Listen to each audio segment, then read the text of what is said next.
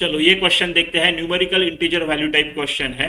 A uniform circular disc of mass 1.5 kg and radius 0.5 meter is initially at rest on a horizontal frictionless surface. Three forces of equal magnitude F equal to 0.5 Newton are applied simultaneously along three sides of equilateral triangle XYZ with its vertices on the perimeter of the disc. See figure, ये vertices हो गए disc के perimeter पे triangle के। 1 second after applying the force, angular speed of disc कितनी होनी चाहिए, ऐसे निकालना है। राइट, मैं क्या करने वाला हूं, मैं टॉर्क अबाउट पॉइंट ओ लूंगा, centre of this circle. Torque is equal to I alpha करूंगा। राइट, आई अल्फा करूंगा, और एक बार मुझे अल्फा मिल जाए, राइट, ओमेगा नॉट इनिशियली 0 था। राइट, अल्फा अगर कांस्टेंट आता है तो मैं इक्वेशन ऑफ मोशन लगा सकता हूं। तो ऐसा कुछ करेंगे हम। तो torque equal to I alpha, torque about this O. अभी देखो, torque of this force, for example torque of this force, right, क्या आएगा, ये वाला डिस्टेंस, ये वाला आपका आर परपेंडिकुलर हो गया इनटू दिस फोर्स। राइट, और तीनों सिमेट्री की वजह से ये वाला डिस्टेंस इक्वल रहेगा, ये वाला डिस्टेंस और ये दोनों इक्वल रहेंगे। राइट, कैसे, चलो देखते हैं। देखो, सर्कम सर्कल इक्विलैटरल ट्रायंगल का जो होता है उसको निकालने के लिए आप क्या करोगे, परपेंडिकुलर बाइसेक्टर्स निकालोगे आपके ट्रायंगल के, जहां पे मीट होते हैं उसको आप सेंटर ऑफ सर्कल पकड़ के सर्कल खींचोगे, हो जाएगा। राइट, हो जाएगा। राइट, सेंट्रोइड क्या होता है, मीडियंस का, जहां पे मीडियंस निकालोगे आप। राइट, ये साइड का इधर से ऐसा, ये साइड का इधर से ऐसा, तो मीडियंस जहां पे इंटरसेक्ट होते हैं वो सेंट्रोइड हो गया। इक्विलैटरल ट्रायंगल में एंगल बाइसेक्टर, मीडियंस, आपका परपेंडिकुलर बाइसेक्टर एक ही जगह मिलते हैं, है ना, एक ही जगह मिलता है।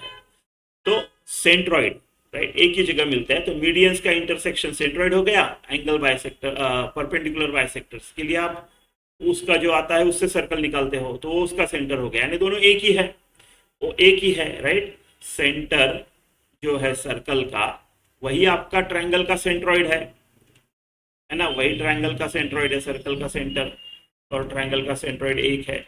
इस चीज का यूज करेंगे। देखो, ये रेडियस ऑफ सर्कल है ना, ये हो गई आपकी, थोड़ा सा डायग्राम में ये हो गया है। राइट, इधर मान लो, इधर है आपका वर्टेक्स ऐसा। राइट, तो ये जो सेंट्रोइड होता है, राइट, वो 1/3 पे होता है। मतलब अगर ये रेडियस है मेरी, अगर ये मेरी रेडियस है, तो ये आर परपेंडिकुलर जो है ये r/2 आएगा, है ना। सेंट्रोइड h/3 पे बेस से होता है ना, बेस से h/3 पे होता है। टोटल 3 पार्ट करो, 2 पार्ट रेडियस है, तो ये 1 पार्ट आधा, तो r/2। सेम ये भी r/2 होगा, ये भी r/2 होगा। करेक्ट, फोर्सेस इक्वल है, तीनों का सेंस भी सेम ही आएगा डायरेक्शन का। इसका अबाउट ओ, ये वाला फोर्स अगर देखो आप, तो ये इसको ऐसे रोटेट कराने को जाएगा। राइट, ऐसा ऐसा, इस तरफ आउटसाइड, इसका अगर ऐसा डायरेक्शन देखो तो इस टॉर्क का ऐसा आएगा, कमिंग आउटसाइड। सिमिलरली इसका भी ऐसे आएगा, कमिंग आउटसाइड, इसका भी ऐसे आएगा अबाउट ओ। तो सीधा ट्रिपल होने वाला है, क्योंकि आर परपेंडिकुलर भी इक्वल है, एफ भी इक्वल है।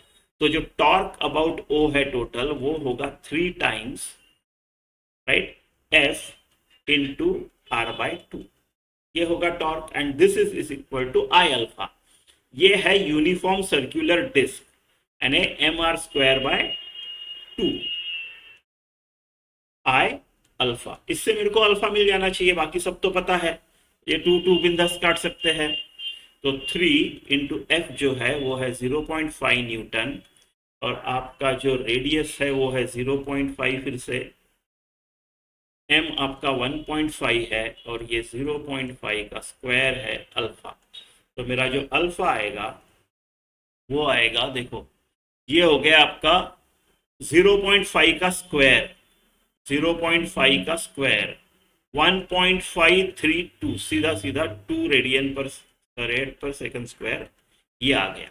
अब देखो, मेरे को अल्फा में मिल गया, 2 मिल गया, कांस्टेंट है, यानी मैं लगा सकता हूँ इक्वेशन ऑफ मोशन। राइट, तो फिर मेरा v is equal to u plus AT, इसका एंगुलर भाई, और ये रहेगा मेरा 0 प्लस अल्फा 2 और टी 1 सेकंड, तो 2, तो 2 रैड पर सेकंड आ जाना चाहिए ये।